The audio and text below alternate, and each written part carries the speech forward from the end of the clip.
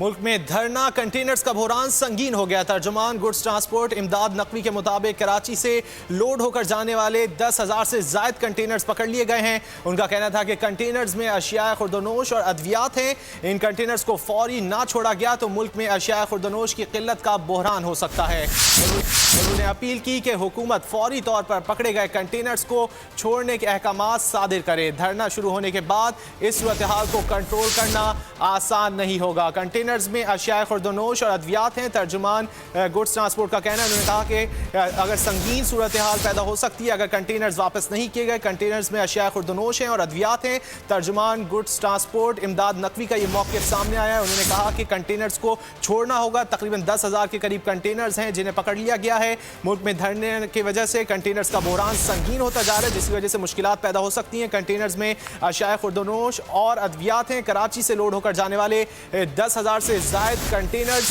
पकड़ लिए गए हैं। कंटेनर्स में अशिया खुर्दनोश और अद्वियात हैं। तर्जुमान गुड्स ट्रांसपोर्ट इमदाद नकवी का ऐसा कहना है। उन्होंने कहा कि जल्द अज जल्द इन कंटेनर्स को छोड़ा जाए वरना मुल्क में बहरान पैदा हो सकता है। अद्वियात का और अशिया खुर्दनोश का कराची से लोड होकर जाने वाले 10,000 से जायद कंटेनर्स पकड़ लिए गए थे।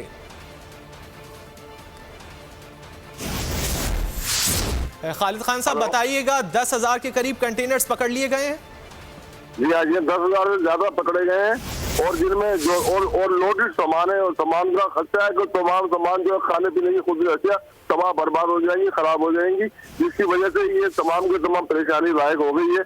पहले तो ये गाड़ी अहम से खाली पकड़ते थे थी क्योंकि वफाकी नुमाइंदे हैं, क्योंकि इस्लामाबाद में और पूरे पंजाब में ये पकड़ दकड़ शुरू हुआ। आज 4, 5, 6 दिन हो चुके हैं, जिसकी वजह से हमने लायामल अख्तियार कर लिया है। आज फिर 4 बजे हमारी मीटिंग है, नहीं तो हम ये कारोबार बंद कर देंगे और स्ट्राइक में चले जाएंगे। ठीक है, बहुत शुक्रिया खालिद खान साहब, साबिक सदर गुड्स ट्रांसपोर्ट हमसे गुफ्तगू कर रहे थे।